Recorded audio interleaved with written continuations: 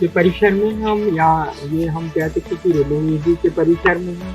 तो ये जो है हमने एक जो है सांप सीढ़ी का यहाँ पर खेल बनाया हुआ है, जिसको आप देख सकते हैं यहाँ पे।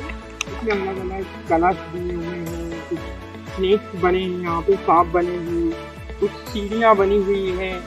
देखिए, आज हम देखेंगे या सीखेंगे कि जैविक खेती क्या है, कैसे करते हैं, क्यों करते हैं। जैविक खेती हम इसलिए करना चाहते हैं और हमें करना चाहिए कि हमारे पर्यावरण को, ये प्रकृति को व्यवस्थित बनाए रखे। आजकल ज़्यादा केमिकल के उपयोग होने से कहीं ना कहीं प्रकृति की क्षमता खत्म होती जा रही है। ये हमारा जैविक कॉन्सेप्ट है, उसको सीखने का एक बहुत अच्छा तरीका है, जिसे हम कहते हैं सांप सीढ़ी। यह सांप सीढ़ी जिसे हमारे जो पुराने लोग इसे भी खेलते थे और बच्चे भी इसे प्ले करते हैं, जिसमें हमें एक सांप दिया रहता है, एक सीढ़ी दी रहती है। सांप जो रहता है वो बेड प्रैक्टिसेस के लिए होता है और जो सीढ़ी है वो गुड प्रैक्टिसेस के लिए होता है। ठीक है, हम ये देखेंगे कि ये सांप सीढ़ी में हम खेलेंगे तो किस प्रकार हम पर डे एक्टिविटी को आगे बढ़ाते जाएंगे।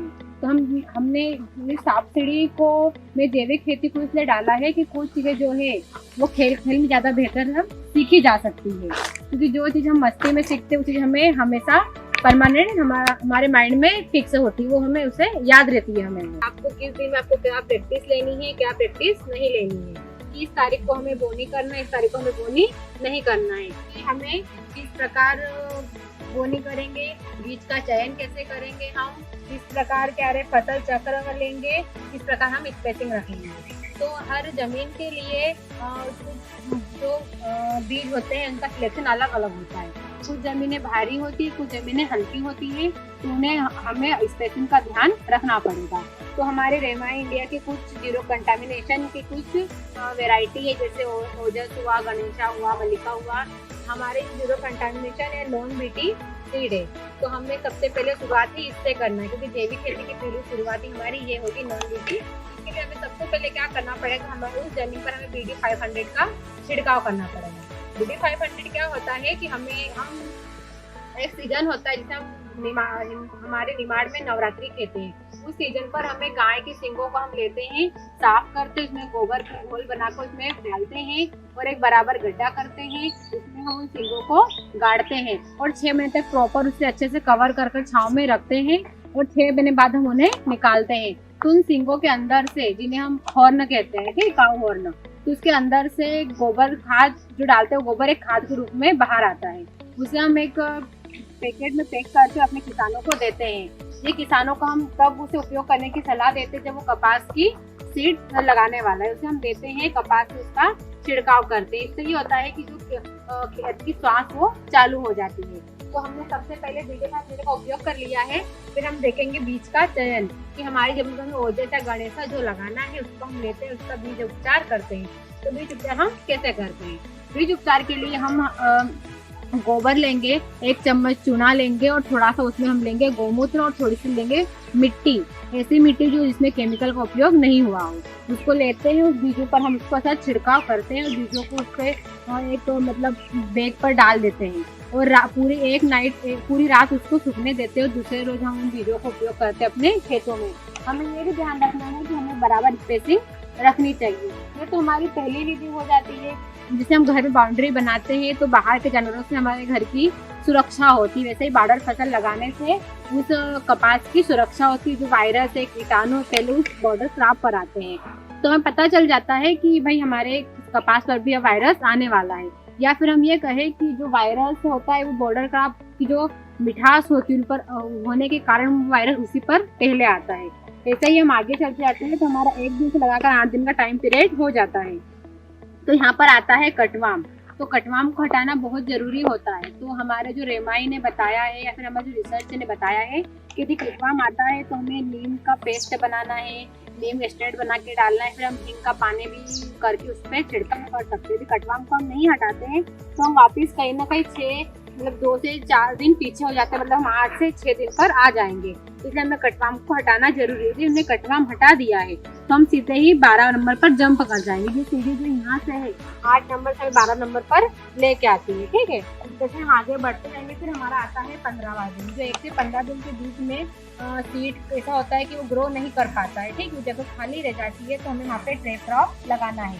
ट्रैप क्रॉप पर हमें अब ट्रैप क्रॉप हमें ज्वार की, मक्का की, सूरजमुखी की, गेंदा की लगाना है, क्योंकि अगर अब हम अपनी नॉन बीटी सीड लगाएंगे तो उसकी जो ग्रो और जो पहले लगा तो उसकी ग्रो में मतलब डिस्टेंस हो जाएगा और जिसके कारण वायरस का और प्रकोप बढ़ता जाएगा। तो हमें उससे क्या लगाना है, ट्रैप क्रॉप। हम इस प्रकार से हम ट्रैप क्रॉप लगाते हैं, हमारी फसल की सुरक्षा करते हैं, ठीक है। तो इससे हम ऐसे ही हमने ट्रैप क्रॉप लगा दिए तो हम 15 दिन से जंप कर जाएंगे 18 दिन पर, ठीक है। तो हमारे ऐसे लगा 18 दिन तो पूरी प्रक्रिया हो जाती है। अब 18 दिन के बाद ऐसे ही दूसरे दिन पर आते हैं तो हमें ये देखना है कि हम ऐसे नॉर्मली हम लोग भूल जाते हैं कि हमें क्या करना है, लेकिन यदि हम सांप सीढ़ी खेल रहे हैं तो हमें ये याद रहता है कि यार 15 दिन हो गए हैं, 18 या 20 दिन में हमें क्या प्रोसेस करनी है। तो इस प्रोसेस को बच्चे भी आपको खेल खेल में याद दिला सकते हैं, अपने पापा को, मम्मी को या फिर दादाजी को, कि भाई हमने सांप सीढ़ी 20 दिन में देखा था कि हमें थिनिंग करना है, तो आप भी थिनिंग अपने खेत में जाकर कीजिए। क्योंकि हम थिनिंग करते तो हम 23वें दिन पर आ जाएंगे, ऐसे ही हम आगे बढ़ेंगे, हम आ गए 25 दिन पे, ठीक है। 25 दिन पर हमें करना है टॉप 10 का छिड़काव व निंदाई। तो अब ये टॉप 10 कैसे बनता है और किस लिए बनाया जाता है, ठीक है। टॉप 10 एक सकिंग पेस्ट होता है, ये हुआ कने जो आसानी से हमारे घर में उपलब्ध हो जाता है। इसमें जो लगने वाला फूल है वो कहीं ना कहीं हमारे भगवानों को चढ़ाया जाता है। इसके बाद आता है करंज, ये भी मिल जाता है। आता है अरनी, ये भी हमारे आसपास कहीं ना कहीं लगा हुआ मिल जाता है। फिर ये अकाव, अकाव भी एक प्रकार का फूल है जो हमारे निमाड़ में भगवान को चढ़ाया जाता है, लॉर्ड शिवा। तो इसका भी उपयोग हर जगह होता है, इसे भी हमें आसानी से मिल जाता है। ये अकाव हुआ, सीताफल हुआ, धतूरा हुआ, ये से 10 प्रकार की पत्तियां हम 5 प्रकार की भी ले सकते हैं। हमें क्या करना है, हमारे रिसर्च के द्वारा जो आंकड़ा आया है कि आपको 3 पत्तियों को लेना है। इतनी पत्तियां जिनको जानवर नहीं खाते, ये वैसे ही बहुत ही गंधयुक्त और औषधि पौधे होते हैं। हमें 10 प्रकार की पत्तियों के नाम दिए हुए हैं। तो हमें किसकी मात्रा लेना है, 50 मिलीलीटर गोमूत्र लेना है, 50 ग्राम गोबर लेना है और 20 लीटर पानी लेना है।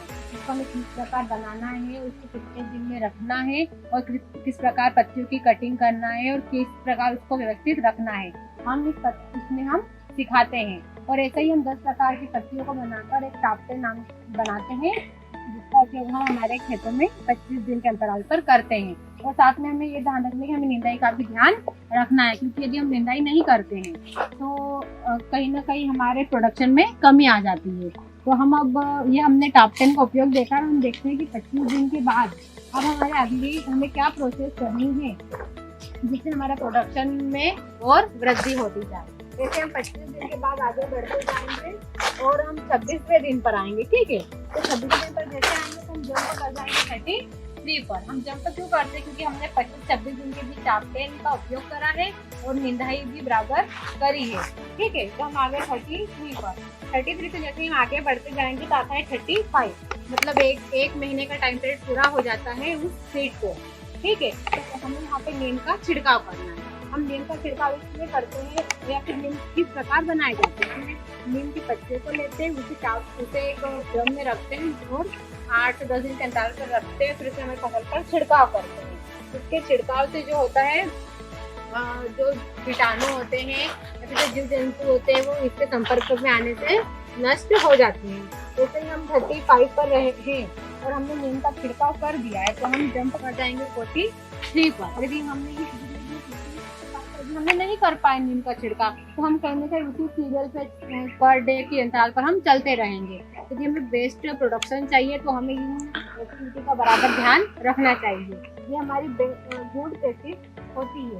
फिर हम आते हैं 45 पर, ठीक है। हम 45 पर आते हैं तो ये हमें BD 501 और टॉप 10 का अगेन छिड़काव करना है। तो इसको टॉप 10 बनाने का वही तरीका है जो हमने अभी बताया था, ठीक है। ये हमारा 1 दिन से लगाकर 48 दिन का पूरा दिन हो गया है।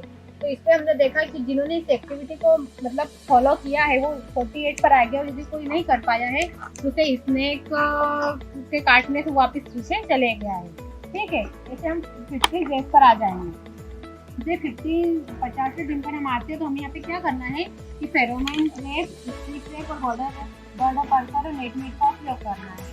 ऐसे ही हम आगे बढ़ते जाएंगे और हम इस खेल में हमारी जो एक्टिविटी है हमें क्या उपयोग करना है क्या नहीं करना है वो सीखते जाएंगे और आगे बढ़ते जाएंगे। ऐसे ही हम आते हैं 75, ठीक है। 75 मतलब ये हमारा पौधा हो जाता है 2 महीने से कुछ दिन ज़्यादा का, मतलब जिस पे बोल आने लग जाते हैं। तो हमें उस पर ये ध्यान रखना है कि हमें जीओसी का छिड़काव करना है। जीओसी क्या होते हैं, हमारे किसानों को सिखाते हैं कि जीओसी रिसर्च के द्वारा बताया गया बहुत ही अच्छी एक पेस्ट है, जिसमें हमें गार्लिक लेना होना है, उसके लिए मतलब अदरक मिर्ची लहसुन का बराबर लेना है और उनका पेस्ट बनाना है। उस पेस्ट को हमारे जो कपास का पौधा है इस पर छिड़काव करना है, ठीक है। इससे वायरस आने का खतरा कम रहता है। यदि हमने 25 डेज पर जीओसी का उपयोग करा है तो हम 84 पर जंप कर जाएंगे, 84 पर आ गए हैं और अच्छे प्रोडक्शन के साथ। इसी बीच हमारी यदि कोई प्रैक्टिस छूट जाती है तो हम कहीं ना कहीं पीछे रहेंगे। इसे हम तुलना भी कर सकते हैं कि यदि किसी ने नहीं करा है तो उसकी प्रोडक्शन क्या है, जिसने करा उसका प्रोडक्शन क्या है। ऐसे हम उपयोग करते जाते हैं, ठीक है। जैसे 85 पर हमने न्यूमेरिया का उपयोग करना है, लेकिन हम कुछ एक्टिविटी हम नहीं कर पाए और हम आ जाते हैं 87 पर। अब 87 पर जैसे ही आया और हमने न्यूमेरिया का उपयोग भी नहीं करा है, जीओसी का उपयोग भी नहीं करा है, तो हमने यहाँ पे क्या आ जाता है, हमारे जो कपास है उस पर आ जाता है गुलाबी इल्ली का प्रकोप, ठीक है, पिंक वर्म, जिसका अटैक बहुत ही ज्यादा होता है। ये बॉल जब आती है तब आता है और इसके होने से जो बॉल के अंदर ये बॉल को अंदर खाने लग जाती है और जब वो बॉल सूखने पर जब कपास देने की बारी आती है तो उसके अंदर उसको मतलब रहता है, कपास पूरा खाली रहता है। और हमने नहीं करी, हमें स्नेक ने डंक करा, ठीक है। हम पीछे 87 से सीधे आ जाते हैं 36 पर। मानो ये देखो कि जिसने ये गुड प्रैक्टिस फॉलो नहीं करी है तो वो कहीं ना कहीं 87 to 36 पर आ जाएगा। और जिसने यहाँ पे 75 पर जीओसी का उपयोग करा है, 85 पर न्यूमेरिया का उपयोग करा है, उसके पेट पर गुलाबी इल्ली का प्रकोप नहीं आएगा या फिर कुछ कम रहेगा। तो हमें ये ध्यान रखना है कि हमें ये प्रैक्टिस को फॉलो करना है।